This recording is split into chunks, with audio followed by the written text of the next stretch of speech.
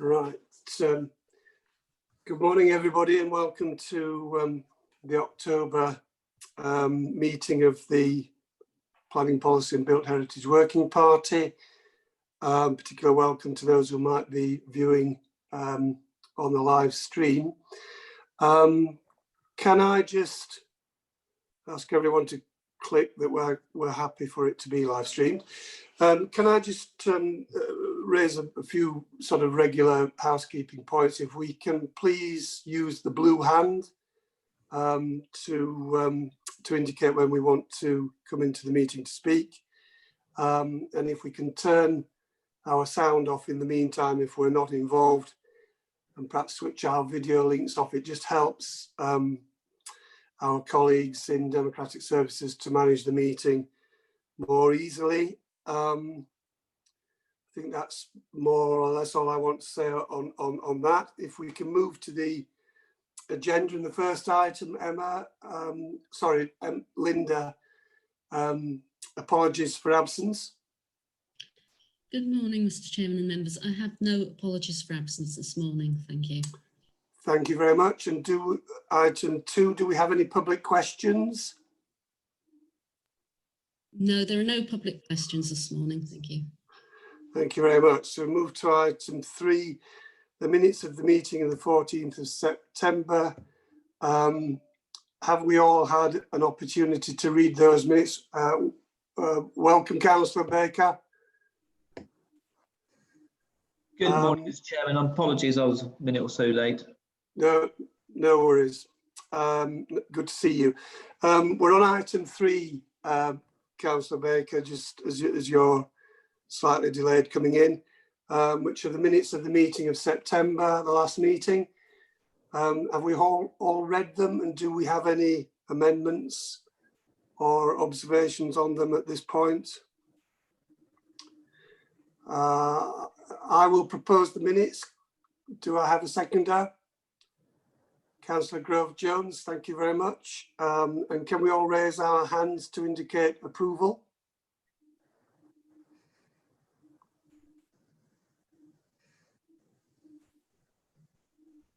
Is that okay, Linda? Yes, that's noted all that. Thank you very much.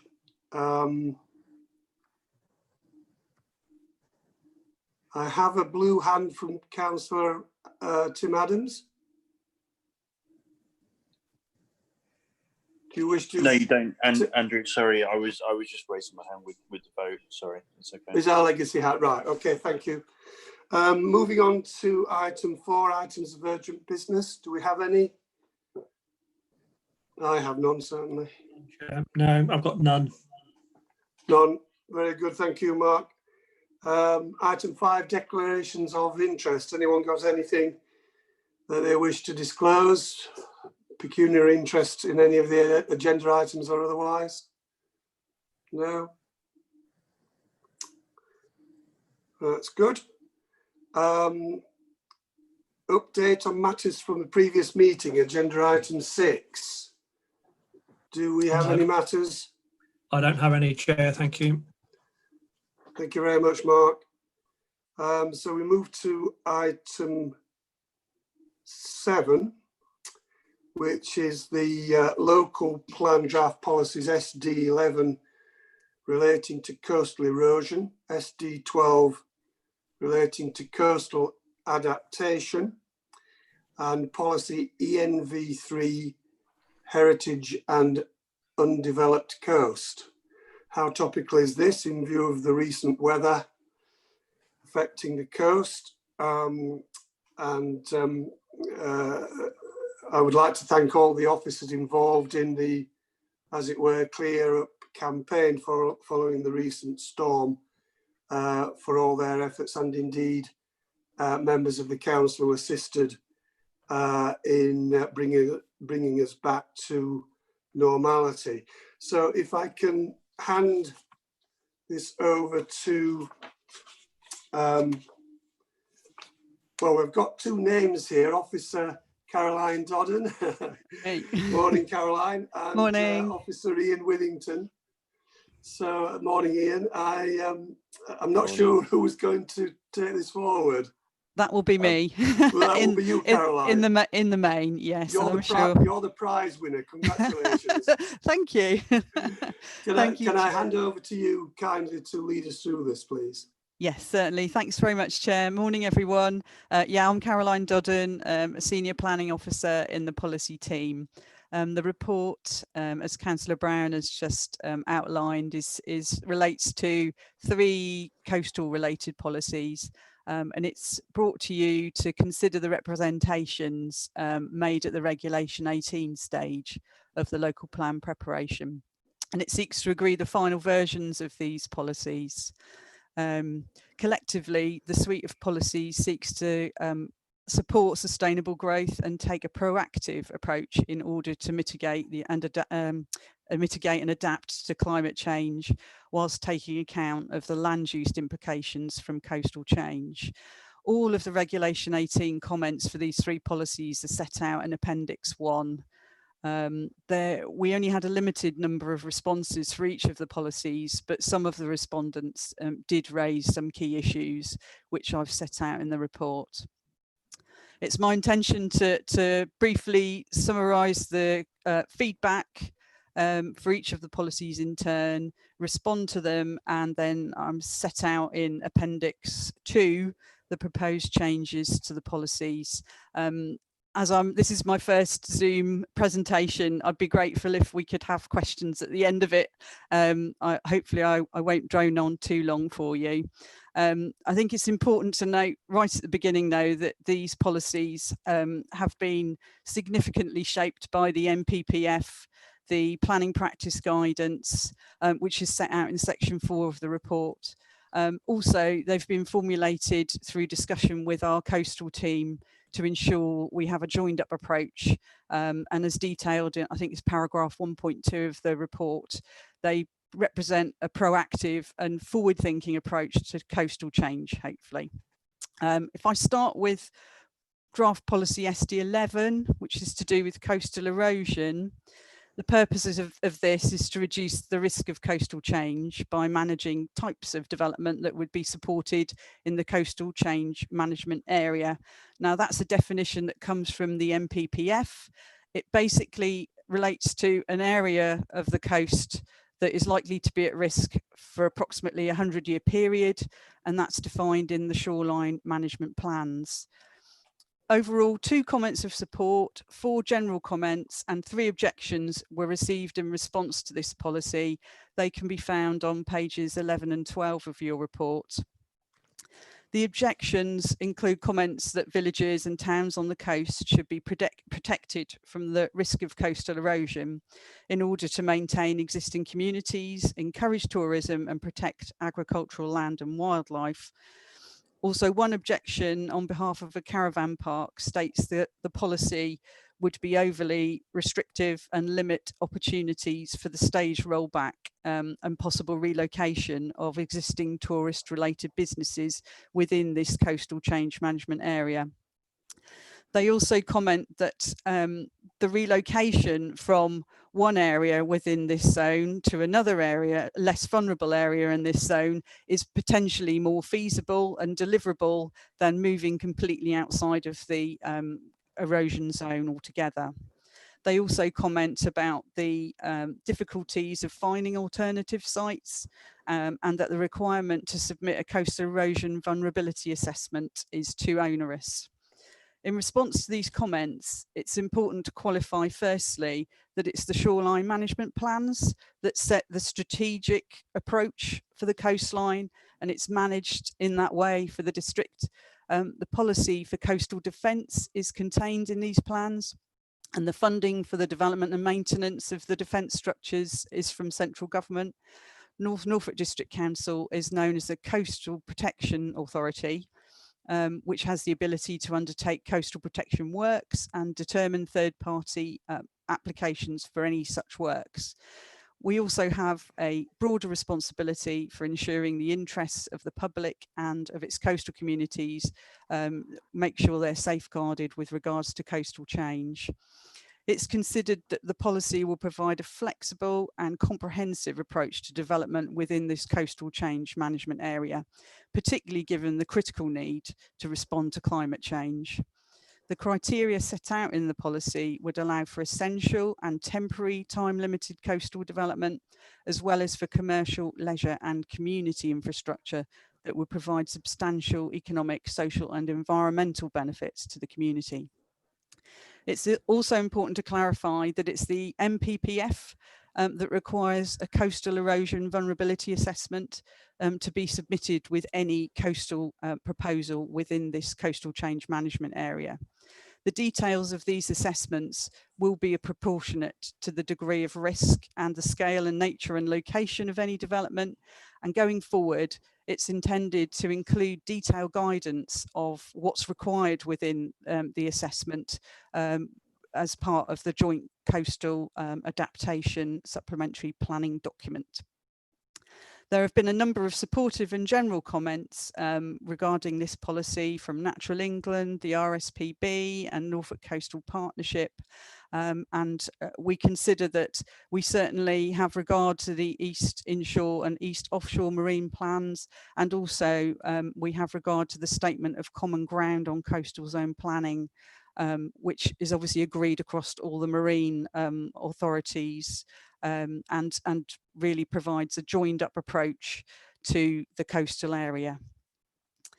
If I just bring up the policy itself for a moment, as you can see, there are not really very many changes. Some are really regarding. Sorry, Caroline, to interrupt. It's not come up on our screen. Oh, apologies. Hang on. Sorry. Thank you. Rookie mistake. No right. worries. You're doing very well so far. Don't worry. Right. Here we are. Can you see now? Can you see the policy? Yeah. Marvelous. Good. Right. So as you can see now, there are not that many alterations proposed. We've added in the word permanent to make it very clear that it's in accordance with the MPPF, that no new permanent residential development would be acceptable within the coastal change management area. In effect, we've sort of moved some wording around, and it's really down towards the bottom where we have added an extra sentence regarding proposals that won't hinder the creation and maintenance of any coastal infrastructure, and that's to do with coastal roads and coastal paths. And also in discussion with Rob Goodliff, we've also included reference to groundwater in regard to coastal erosion as well. So in effect, that say very few changes have been proposed. We feel that this is a positive and proactive way forward in trying to manage development within the coastal change management area. I'll just take that off for now. If I can just move on then to policy SD12. This basically interlinks with policy SD11 in order to provide or make provision for development and infrastructure that needs to be relocated outside of the coastal change management area. With regards to this policy, 3 supportive comments, 4 general comments and 2 objections were received. I think they're set out on pages 12 and 13 of your report. One supporting comment suggests that coastal adaptation should be for local occupiers and shouldn't allow second homeowners to relocate. Whilst a comment from Sheringham Town Council was concerned that if holiday homes and second homes are not included in the rollback, it could lead to increased pressure on the already stretched housing supply. In addition, an objection was received from Bacton and Eddingthorpe Parish Council concerned that the relocation of clifftop caravan park sites within the undeveloped coast could be harmful to the landscape by encroaching into the countryside, and that provision for safeguarding the landscape is extremely important within these policies.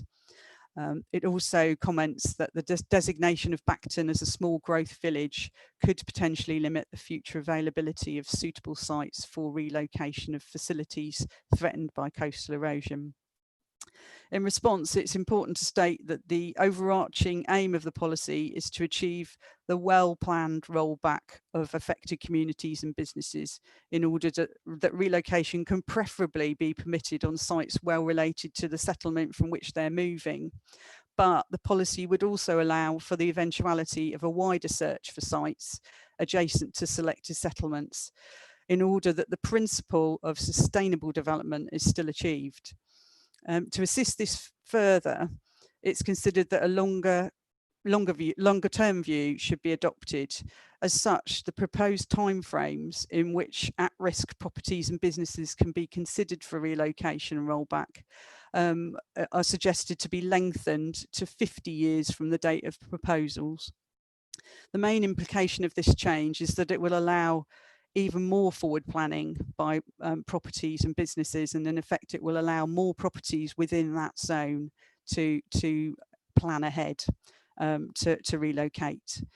Going forward, the efficacy of the draft policy would also allow added value to the at-risk properties, for example, by not requiring the replacement of a dwelling or a business to be on a like-for-like basis, as is the case in our current policy EN 12. I will try now to share my screen again. Bring up SD 12. As you can see, very little change proposed. It's really just that change in order that the time frame is lengthened to allow more at-risk properties greater time to look and start planning for relocation and rollback. So in effect, that is the only change proposed, other than I can just see highlighted, we've added the word net in the two areas we've got here regarding no net detrimental impact upon the landscape, townscape or biodiversity of the area. Again, that is to align with national terminology. So that's that policy. If I can just briefly move on then to draft policy EMV3 regarding heritage and undeveloped coast. The purpose of this policy is to protect the appearance and character of the heritage and undeveloped coast, while still permitting rollback development in accordance with the policy we've just discussed, policy SD12. Their designations are designed to minimise the wider impact of general development, additional transport and light pollution within the distinctive coastal area. In total, 6 comments of support, 2 general comments and 1 objection were received regarding the policy, which I think is set out on page 13 of the report. As such, the feedback expressed broad support for the policy, but one respondent did comment that they felt this was unduly restrictive given the overlap with the AONB, which again has a national designation. But in response, it's useful to note this is a policy that's largely incorporated within an existing core strategy policy EN3, and that the undeveloped coast in particular, that designation extends along the entire coastline, particularly round to the east, which the AONB designation doesn't do. And therefore we feel that this is very much important to recognise these 2 particular designations as well. Again, so we have proposed no new changes to policy EMV3. If I can just quickly show you, that remains unaltered. And I think that I will move to the recommendation, if I may. Can you see that?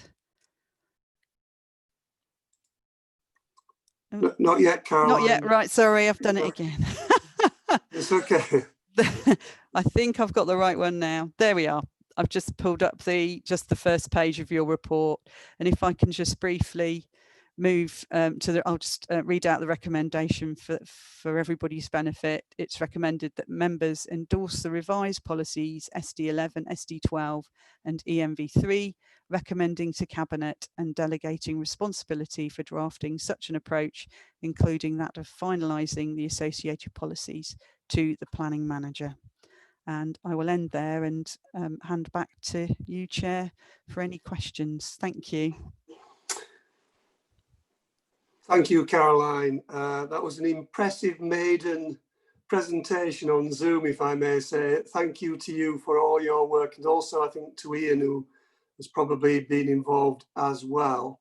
I think I can throw this open to questions, and I know that Councillor Fitch-Tillett, as the portfolio holder for coastal, all things coastal, will want to come in at this point. So over to you, Councillor Fitch-Tillett. Thank you. Thank you, Mr. Chairman. Before I go on to my general comments, I would just like to make a slight amendment to the recommendation. Could we include in cooperation with the coastal manager, please? Yeah, I'll leave you to think about that one. Yeah. Right. That makes sense, Councillor Fitch-Tillett. We'll have a ponder on that whilst we go through the points that people are going to raise, if that's okay.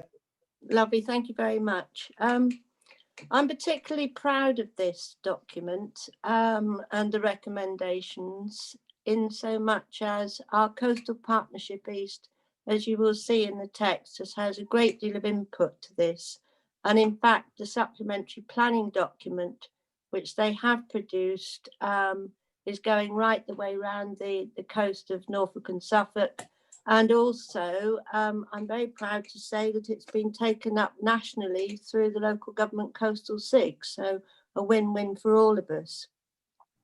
I'm relieved that this is taking consideration to erosion and adaptation in depth. It's much more descriptive than what we currently have in the local plan. There's been a few pitfalls along the way in respect of planning and adaptation and general allowing things and not allowing things, but I'll move forward. First of all, I'd like to highlight protection, which a lot of people are in, or there's one particular comment we're insisting on. This is not always possible, as members realise, for two reasons. Mainly engineering reasons, it may not be possible, and also the cost implement, that if it doesn't stack up, then we don't get the correct amount of funding from central government. Now, there is something in the documents as well, which I'm very relieved to see, and it might explain a lot of things, that if you do a coast protection scheme, it must not have an effect on the wider coast.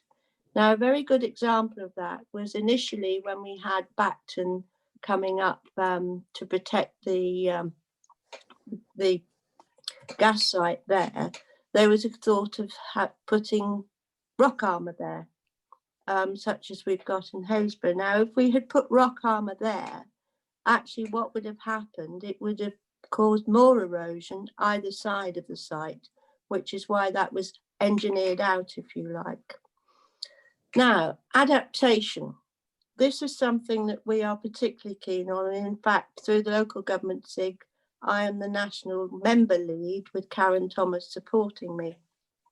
This is to enable communities to thrive, and of course Clive Stockton will be very aware of this, because Hillsborough is a wonderful example. When we had the Pathfinder funding, we actually used Hillsborough as a whole community, which at the time, before Pathfinder, was really, really down. None of the property was selling. The coast was eroding quickly. It was in a really bad place. And we were able to actually, through moving the caravan site into the AONB, but sympathetically give that a future. We were able to produce a new car park, which again is probably going to have to be, or certainly the entrance moved again shortly, but it's enabling communities to thrive. And at the time, Haysborough was in a very bad place. The other thing is the heritage and the undeveloped coast. But of course, you know, at the moment, I'm deputy chair of the AONB partnership. Again, look at Haysborough, look at Chris Lomax's caravan site. It's been screened. The impact is minimal. The interesting thing is that the then planning committee turned it down. It went to appeal and the planning inspector allowed it, which proves that it is possible. Couple of things that I did find in the document that I would like to draw your attention to. 4.2.166, intercoastal zone management. Now this is absolutely vital because basically the tide has no respect of parish boundaries or district boundaries or even county boundaries, which is why we are working together as Coastal Partnership East to produce this supplementary planning document, which is fit for all. And also on 4.2.167, that is the most relevant. Thank you very much, Caroline. You've done a super job, and Ian, and it's the best thing I've seen for ages. I recommend it to all of you, but please just take on board that slight amendment to the proposal. Thank you, Angie, for that. Can I go to Councillor Virginia Gay, who wishes to speak? Thank you. I just wanted to ask a question. My question comes from page 21, a comment on SD11, and it asks for geology to be mentioned, and it mentions also the loss of geological records. And the council's response is that these comments will be considered in the finalisation of the policy. And I'm assuming that there's wording within there that covers this, but I don't understand what it is. So I just wanted to ask Caroline how the geological comment was addressed in the policy. Thank you, Chairman. Thank you, Councillor Gay. Councillor Fitch-Tillett, do you want to make a comment? I can help on this if you like. Most people think it's the sea that's actually causing the coastal erosion.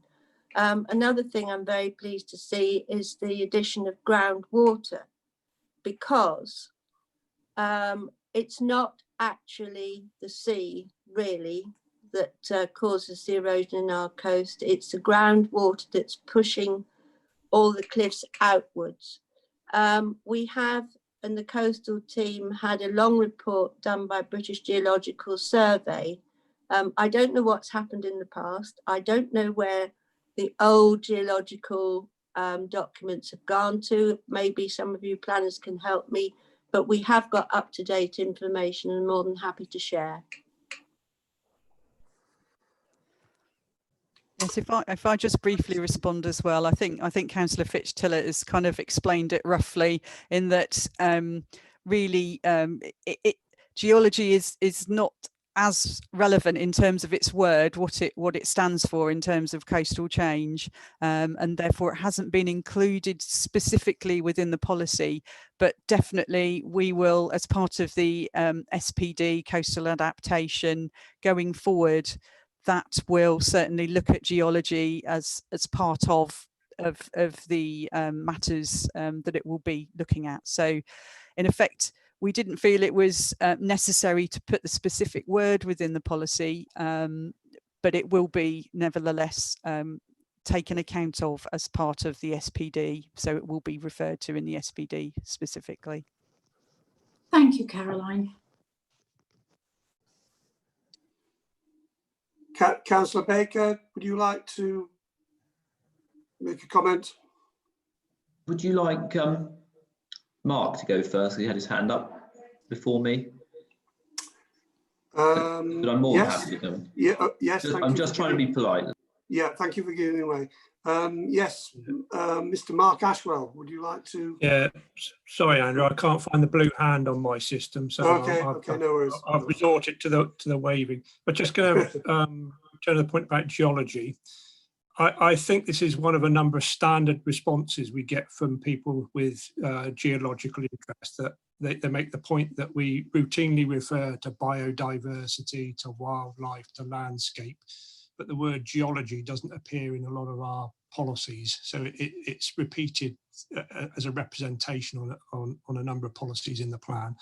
We have modified one of the environmental policies, I can't remember the number off the top of my head, to expressly refer to geological interest. So that would apply broadly across all development proposals, not just coastal management related development proposals. So I think that the main point is that geology wasn't really mentioned in the plan forcefully previously, and we can elevate that as an area of interest in the right place in the plan, and it doesn't need specific mention here because it appears elsewhere. Thank you for that. Can I bring you in, Ian, Officer Ian Withington, like to speak? Thank you, Chair. I just reiterate what Mark said. Policy ENV4 is biodiversity and geology, and it's an overarching policy. That policy will come at a future date, following on from these coastal when we get onto the environmental section. So we feel it's adequately covered within the plan, and as Mark says, it'll apply to everything in relation to geology and biodiversity. Thank you.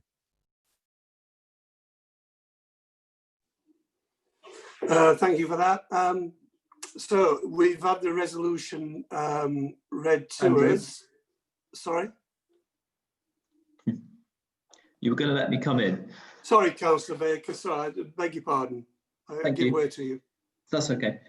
Well, I think if this has had ringing endorsement from Councillor Fitch-Tillett, that should be good enough for most of us, because we're very lucky to have a portfolio holder that has such a long history of dealing with coastal matters. So I think that's really positive. Not only that, I fully agree with the recommendation. Caroline and I worked together on most things in Holt for many, many years. And I think we mostly agree with everything, don't we, Caroline? So I'm not surprised this is such a good policy.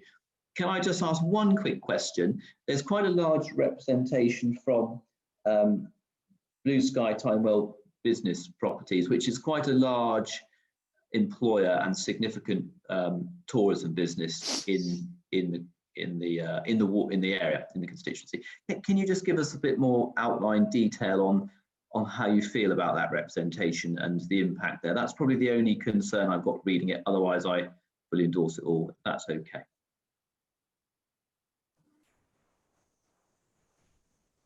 Do you talk wish to about that come one, in Caroline? on that one? I'm happy to take it as well. Don't want to argue over it. I'll have an initial stab, and then if he wants to sort of come in with anything else. Yeah. I think what underlines the sort of general thrust of that representation is about flexibility and how they would like to see a more, shall we say, generous approach to sort of rollback principles, reflecting the obvious sort of difficulties in rolling back large pre-existing uses like caravan sites and finding alternative locations. And one of the specific things they're talking about is allowing for rollback within the risk area. So you roll back from one area of risk into another area of risk, albeit in doing so you are slightly mitigating the risk because you're a little bit further away from the cliff top. And we've thought about that, and I think the approach to take would be to stick with how the policy is drafted, that the underlying principle is if you're going to roll back, you should roll back outside of the risk area. That's what the policy is trying to do, is to remove things which are at risk and put them in locations where they're not at risk. Now, that said, there may well be examples where finding alternative sites is extremely difficult, and the evidence that supports a planning application might say we've tried really hard to roll back to a location which is not at risk. Locally, we can't find any suitable site, but we do have a site which is in a risk area, which looks good to us. It will reduce the risk, but it's still in that 1 in 50-year line. We employ lots of people. There are big economic benefits to retaining us on the coast and all the rest of it. And that type of evidence, to my mind, is the sort of evidence you might use to justify a departure from policy in relation to that specific proposal. But what you shouldn't do is modify your policy to allow the routine rollback of something at risk to another area at risk, because that defeats the entire object. So I think the sort of circumstances that Blue Sky Leisure are referring to fit in my mind under the sort of banner of exceptional circumstances where the evidence demonstrates that those exceptions are necessary, and they should be, you know, scarce rather than routine in my mind. If I could just join on to that and say, I think that we've got a fairly recent case which kind of shows that, where we've had, I think it's Woodhill Caravan Park in East Runton, that we're looking to in effect roll back just slightly further back from it within their site into the 50 and 100 year zones, but as a result of negotiations within the coastal team and the development management team, they're now looking at relocating completely outside of the erosion zone to another entire site. So it can work, but I think the important thing is really allowing that time, and hence why we've looked at lengthening the time period that people can actually start to plan that rollback and relocation.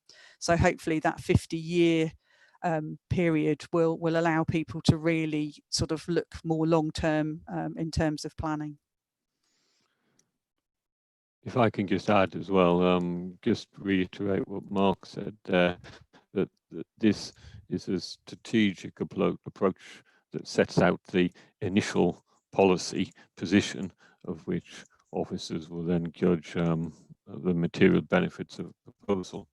But coming forward also are the specific tourism policies, and those policies will specifically look at caravans, static caravans, and although they again seek to move caravans outside the CCMA, they do actually allow for movements within it, as long as they take into consideration landscape and amenity. So the tourism policies which come will address the exception that Mark said, and those tourism policies are due to come with to working party with employment next month.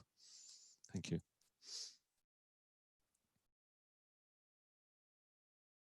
Thank you for that, Ian. Over to you, Councillor Stockton.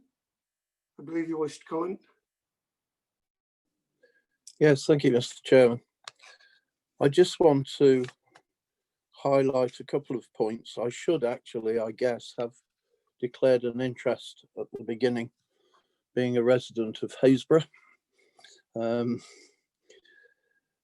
One of my concerns, and Councillor Fitch-Tillett is well aware of it, is in rollback or adaptation or all the various policies that are attached to that. One of my great concerns is heritage.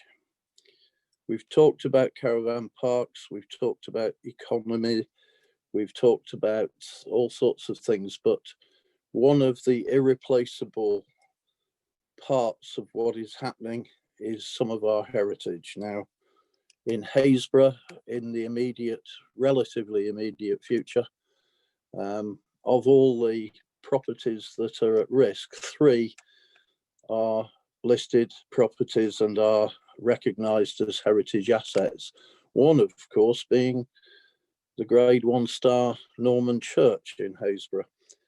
Now, we know that we can't defend everything. We know that we've got to deal with this problem in ways in which the results are, to many, including myself in some cases, unpalatable. But we mustn't lose sight of the fact that what we are doing is allowing our heritage to be destroyed. Now, there are a number of things we can do, and Councillor Fitch-Tillett is aware that these have been brought up elsewhere and we've talked about them. I can't see a position arriving where we can move a Norman church or a Tudor pub or an arts and crafts property back, or indeed sometime in the near future the lighthouse. It has been done elsewhere, but I can't see that that's going to be possible. So at the very least, one of the things we must do is look at how we can record and ensure that those heritage assets are not lost in their entirety, and that future generations can see what it was that was there. And there are all sorts of virtual ways of doing that nowadays, but it is important that, sorry about that, it is important that we do recognise that not everything can be measured in pounds, shillings and pence, and in this country our heritage is extremely important. So simply making that point. As I say, I should have declared an interest because one of the heritage properties is my own. But rollback is fine if you can make it happen. Now, even keeping part of the heritage of our coastline will cost money, and we need to look at how that can be somehow or other brought into the equation. So that was my point. Heritage is very important, but is in this day and age is not necessarily recognised because it's very difficult to put a price on it. Thank you. Thank you, Councillor Stockton, and your interest is duly noted with your fine heritage asset in Haysborough. Well, unless anything unless anyone has anything else to say, should I say, I'd like to move this to a vote, but with the amendment proposed by Councillor Fitch-Tillett, that we also add in that consultation should, in addition to the planning policy manager, it should be with the coastal manager as well. So a joint consultation into the resolution. I'd just like to ask Linda or Emma in Democratic Services how we wish to proceed with this. Can we make a minor amendment and take one vote, or does it need to be in 2 stages? Can we just clarify that? Yes, I mean, Councillor Fitch-Tillett isn't a member of the working party, so if you're happy to propose that, Councillor Brown, and another member seconds it, then members just can show their consent that they agree to the amendment, and then we'll take a vote on it as amended. So just so we have a proposer and seconder for the amendment, even though it's not particularly substantial, I think that would be. Yeah, that's fine. Thank you, Emma. So we're proposing that the amendment is accepted to the resolution. Could I please have a seconder for that? Councillor Heinrich, thank you very much as a seconder. So we need to just vote initially, I think, on the proposed change. So if we can indicate by a raise of hands, please. So that's passed, so we can now move to the vote as amended.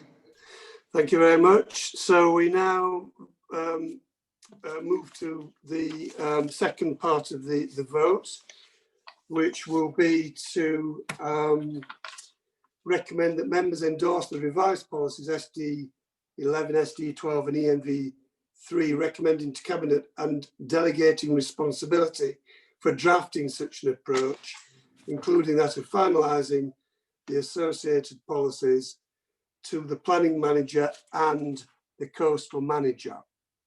So if we can all have I will propose that again. Seconder for that final amendment, Councillor Grove-Jones, thank you very much. Show of hands, please. Over to you, Emma. Yes, that looks unanimous, Chairman, from what I can see. Thank you very much. Thank you everyone for that. So moving to the next item on the agenda, item 8. A statement, I think, on the progress of the North Walsham Western Extension.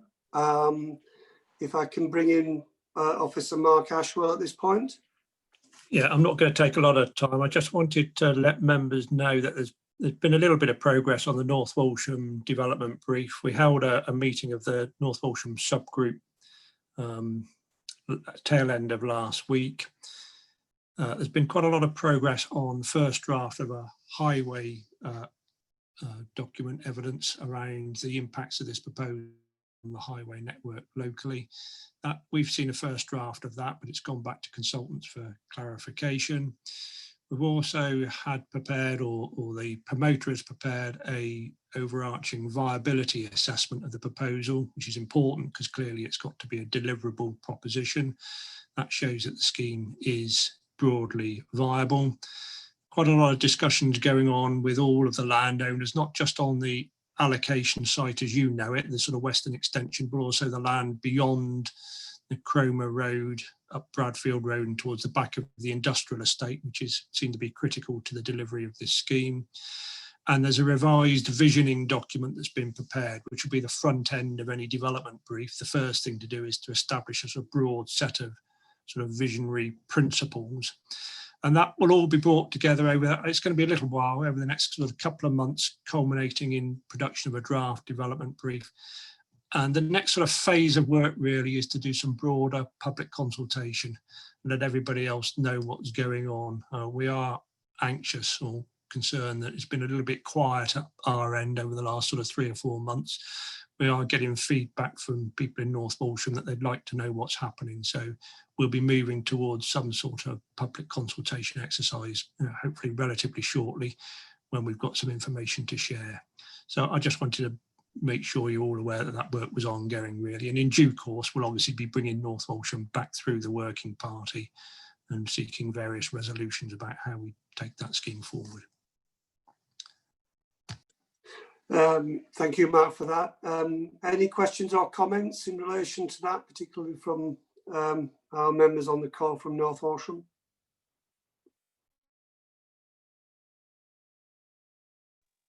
No? Are we all content with that summary? Thank you very much, Mark. So we move on to agenda item 9, the Gleben Valley Conservation Area Appraisals and Management Plans. Plenty of reading on the intranet on Modern Gov and on the council websites of the various plans and appraisals, which I hope we've had a look at. So they're in relation, as the agenda says, to Baconsthorpe, Glandford, Hempstead, Holt and Leatheringset. So I hope that we've still got Alana Hogarth. Yes. Waiting very patiently for the slot on this. Over to you. Thank you very much. Thank you, Chairman. Good morning, everyone. So the report we've brought before you today, as we've touched on, is seeking approval for the draft conservation area appraisals and management plans for Baconsthorpe, Glandford, Hempstead, Holt and Leatheringset to be taken forward to public consultation. The documents have been produced in collaboration with our appointed consultants Purcell, and the work is part of an ongoing programme to review our conservation area designations, ensuring they're robust enough to effectively manage change. The appraisals discuss a number of elements at length, including historic development, heritage assets and opportunities, all of which informs the proposed management plans for each of them. As part of the review process, the boundaries of the conservation areas are considered, and in some cases changes are proposed to ensure that that designation remains meaningful. So in Baconsthorpe, we've got several large fields which are proposed for removal as they don't provide key views, and in order to provide more focus on the built development. It's also proposed to include some additional 19th century cottages in the village, which display similar characteristics to other buildings already within the conservation area. And there are also 4 buildings in Beaconsfield which are proposed for local listing. In Glanford, there are no proposed boundary changes, but there are several buildings that are proposed to be put on the local list. Again, in Hempstead, we've got no boundary changes proposed, and there are 4 buildings suggested for local listing. In Holt, we've got a small number of changes, sort of all the way around the boundary really, that are suggested, and this includes the removal of several modern developments, as well as a car park. And it's also proposed to include some Victorian and Edwardian houses that are sort of on the edges of the conservation area. And at this point, there's only 1 building proposed for local listing in Holt, largely because a lot of the buildings are already nationally listed or locally listed, which is quite good. In Leatheringset, the largest proposed change is to extend the boundary to include a series of cottages and farm buildings to the north of the existing conservation area, as they share similar characteristics to other buildings within the village itself. And there are also 3 buildings proposed for local listing here as well. With regards to the public consultation, we hope to undergo the 6-week consultation period during January and February 2021. The idea behind the timing was initially to avoid the Christmas period and hope to generate a bit more interest sort of towards spring. But actually now, obviously with the COVID situation, we hope that maybe things will be a bit clearer at that point as well. So normally the consultation period would include exhibitions at each settlement, publication of the documents on the District Council website, obviously invitation for comments, and a public open meeting. Well, remains to be seen whether we will be able to safely hold a public exhibition as we normally would. So we might have to look at different options, doing it remotely or a combination of different approaches, limited access, or yeah, we've got some things to explore there depending on what the advice is at the time from government. But following consultation, any representations will be considered, documents will be amended accordingly, and then hopefully brought back to working party. We're aiming for the 8th of April for that. We'll see how everything goes. But yeah, so our recommendations today are that the draft appraisals as set out within the body of the report be approved for public consultation, and that following public consultation, the amended appraisals be brought back to working party for consideration and subsequent adoption by Cabinet. Thank you. Thank you very much, and extremely good work with the first appraisal that's come before us. I'm sure the challenges that COVID have presented have been very interesting for you. So well done for making progress with this. If I can bring in Councillor Grove-Jones, you have a question or a comment?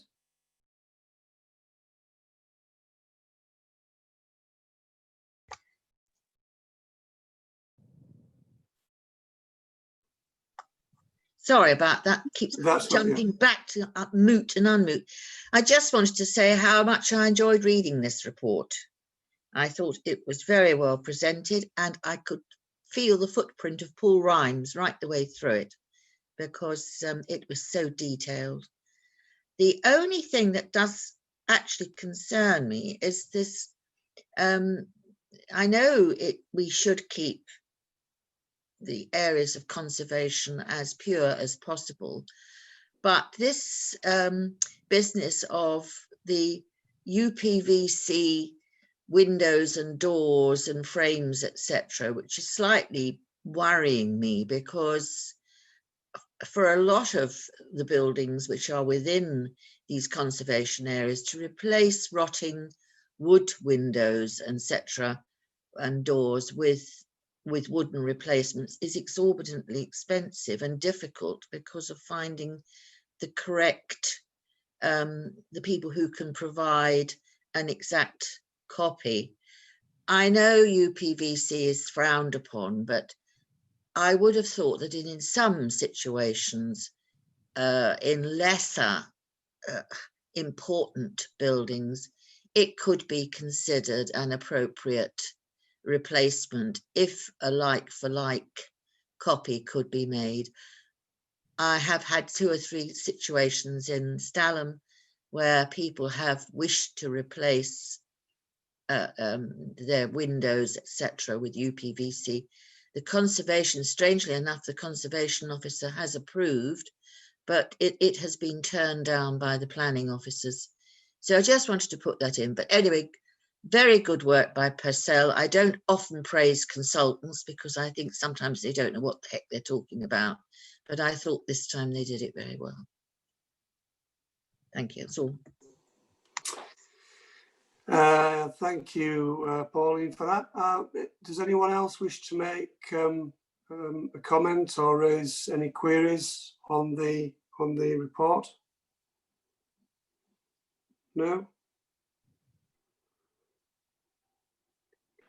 Councillor Stockton, I believe we have a late entrant. I think Duncan wants to speak as well, Andrew. Thank you, Mr. Chairman. After my point over the previous subject, I just wanted to refer people to page 50, which lists in very great detail the importance of our heritage.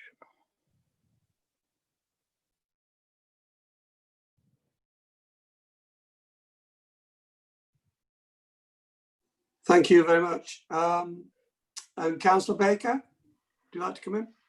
Thank you, Mr. Chairman. Just to say that 2 of the wards, or 2 of the areas are in my ward, Holt and Nedringset, and I think it's an entirely sensible report. I do agree that taking out budgeons and the car parks around Holt is something that we probably don't need within the conservation area. So no, I totally agree with it. Well done. It's a good report. Thank you very much. So I'm going to move to the vote. Alana's very kindly read out the recommendation. It's in the papers. Can I have a proposer? Councillor Heinrich, and a seconder, please. Councillor Baker. Thank you very much. So if we can show by raising our hands our approval for the recommendation. Thank you very much. I think that's unanimous, Chairman. Is that unanimous, Emma? Thank you very much for that confirmation. So moving smartly on to item 10, I don't think there are any items of business under item 10. I don't think we have any press or public, and therefore, unless I have missed anything, and I'm sure Emma will correct me if I have, I think that more or less concludes the meeting. That's correct. There is no other business. No Chairman. other business, Emma. Thank you very much for that. Well, thank you very much, members and officers. And we'll see you at the November meeting.